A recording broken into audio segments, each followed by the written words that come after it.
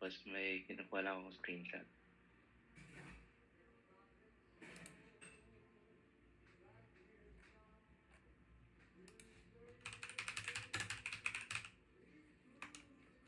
Okay. Yan. Ay, yung with transaction currency ba?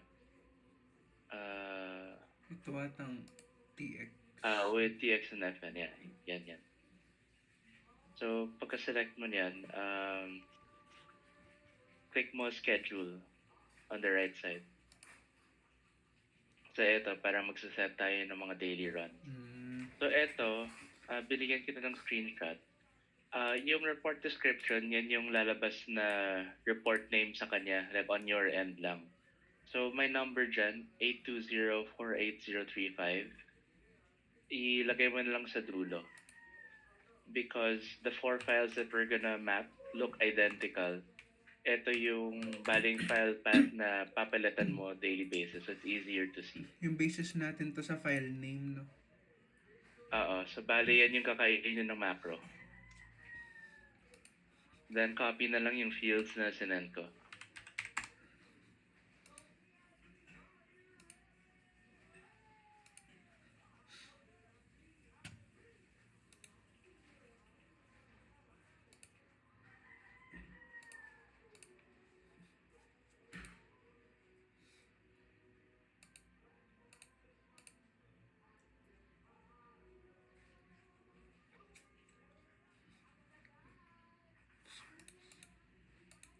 Ay.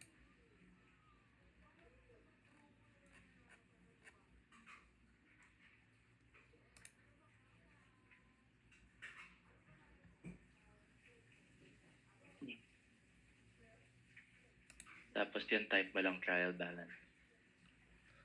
Saan yun? Ay, Yung ito sa pala. GL, yung sa GL account. Ito type lang.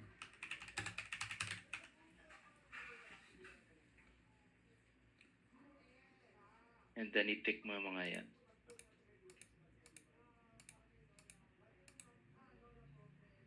Yung customer type rin. And i-order, palitan mo ng order hanggang match na. Order 1, 2, 3, 4, 5, 6, 8, 7 yung order.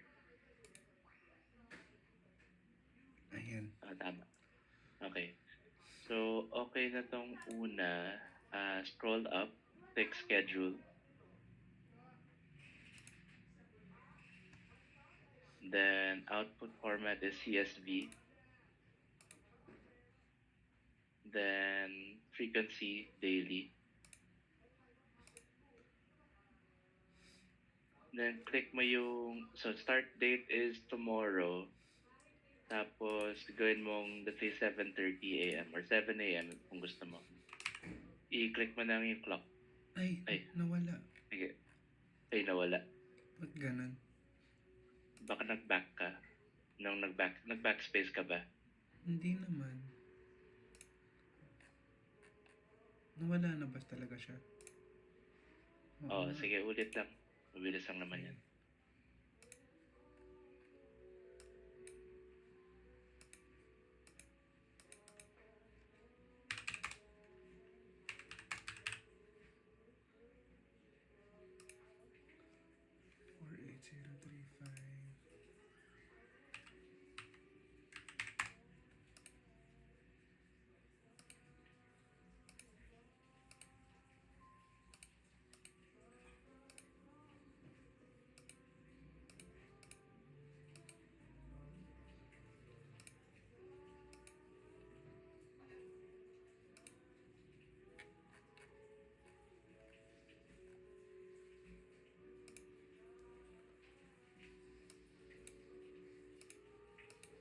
Sige, before you hit schedule, may titingnan, may gagawin lang tayo. So, sige, fill that out lang muna.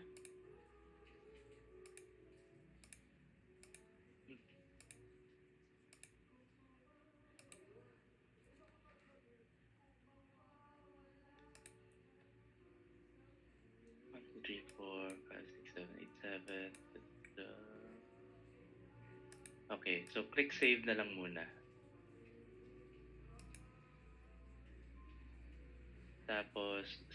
private folder, tama. Sa baba, click sa file name.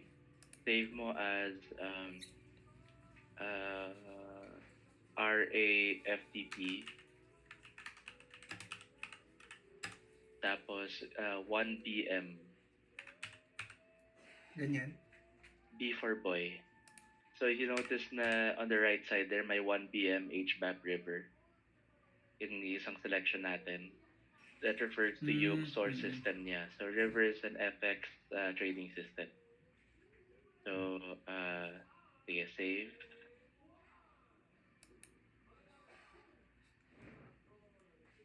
Then you can schedule.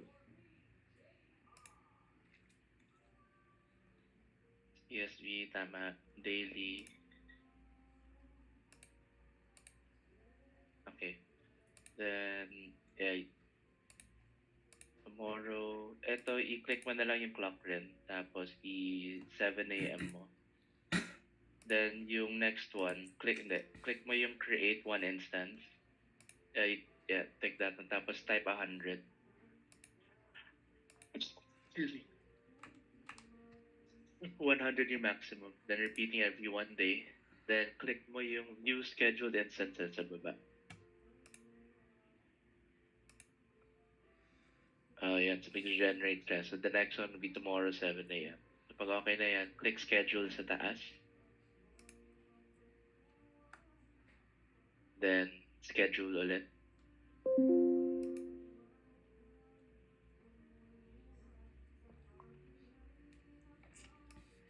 Ayan, I think okay na. Okay na. Sige, 3 more. But yung next one, sige, run ulit. Tapos, same lang, nandiyan na siya. Yung bottom one. Tapos, click schedule ulit. Alin ulit? Di ba ito yung kanina? Yung TX and FN. All these 4 same lang. Then, click schedule. Diyan sa bottom right. Then, ito, since na-save na natin yung isa, click open naman. Sa top left. Then, yan. Click mo yan. Okay. So, ito, yung difference nito sa isa, yung GL account field. So, click open. Then, name this one, yung pangalawa sa screenshot ko, 8204-8037.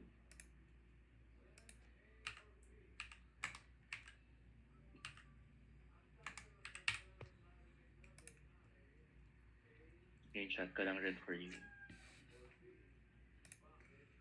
Yung iisang difference is na yung GL account, instead of trial balance, number siya. So let me copy this for you.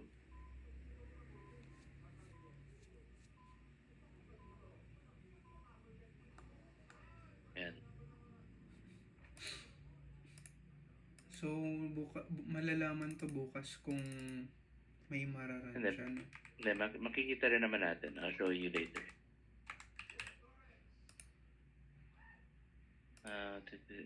025 HBM river. Okay, same lang. Okay, then you can schedule. Same lang as the other one. Hindi na isi-save na. Hindi na sa save. Parang isa lang kailangan mo for yung that one. Then as CSV ulit tayo. I-change mo yung output to CSV.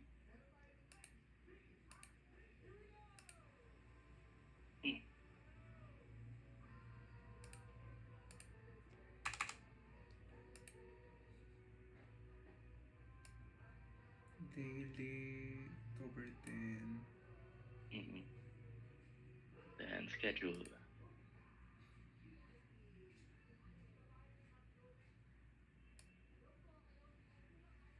Okay, let me open another one on my end. Yung third one,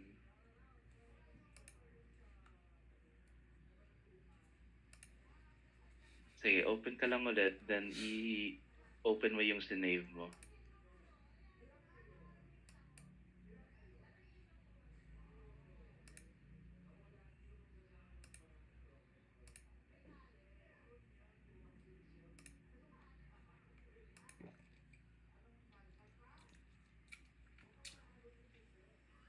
third na ba to? Third one. So it sent you the screenshot. 8204888036. Tapos tama trial balance. Tapos yung sa source instead of 1 PM HVAP river, palitan mo to 174. Sa ibang system naman. Sa treats. Ano So, nga treats ibig yung sabihin ng AMH?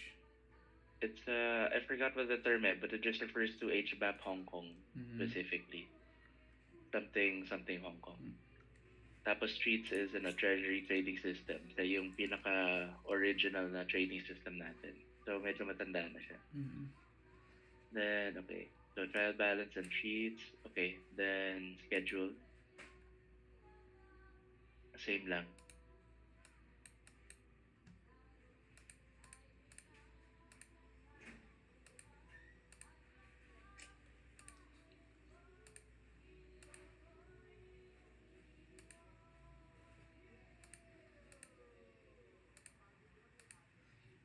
Bakit linilimit nga natin sa 100?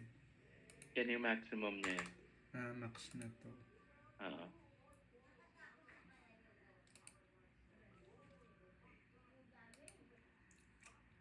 Ito yung tipong prepare mo tapos forget it 3 months later. Pero pwede naman mang-roll ng instance sa mga na-save mo na. So it's okay. Okay, then one more.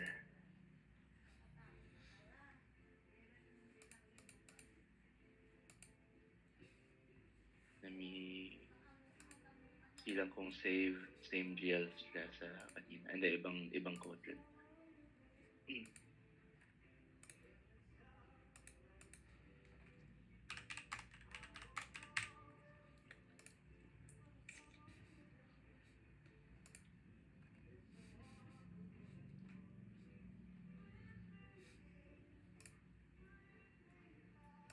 Okay.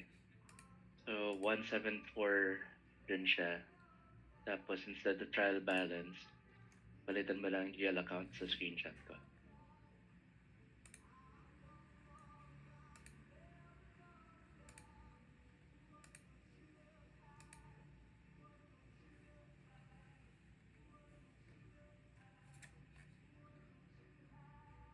Parang hindi pa nagsisend. Ay, di pa ba?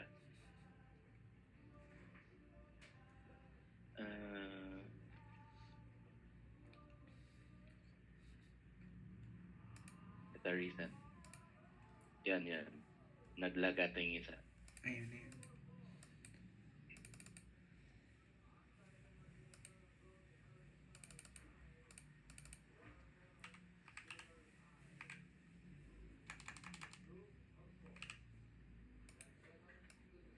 Okay. Then, yung pangalan niya, yung 34 ata, yung last. Ayan, same naman. Okay, schedule.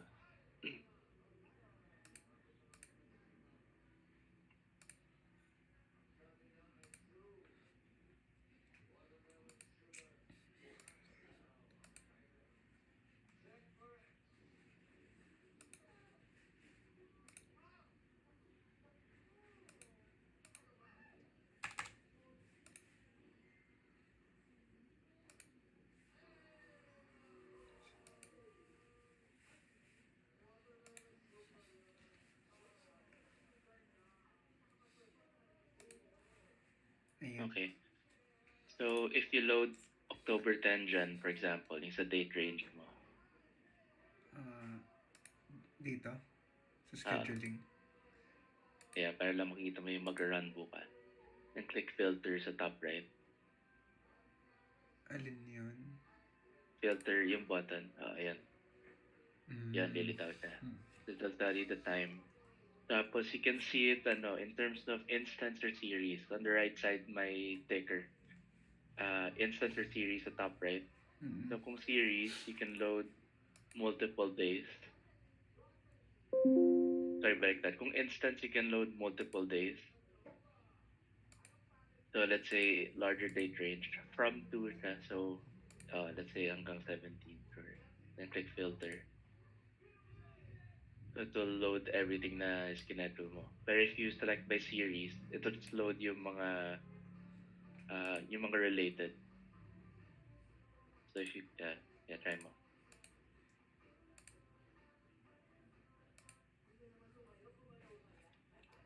Yun, so bale apat lang.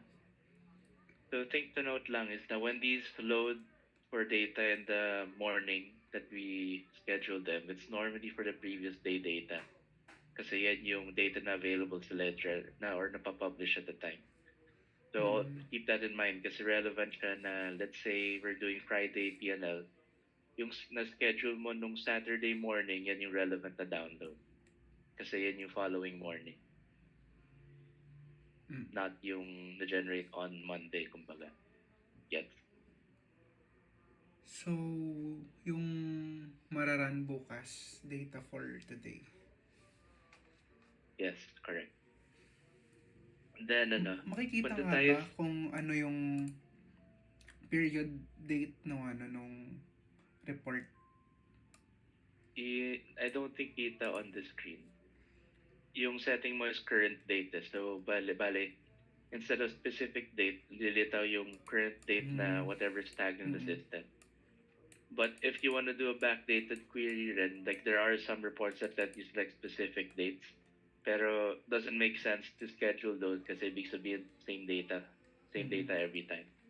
So ito may mga generic data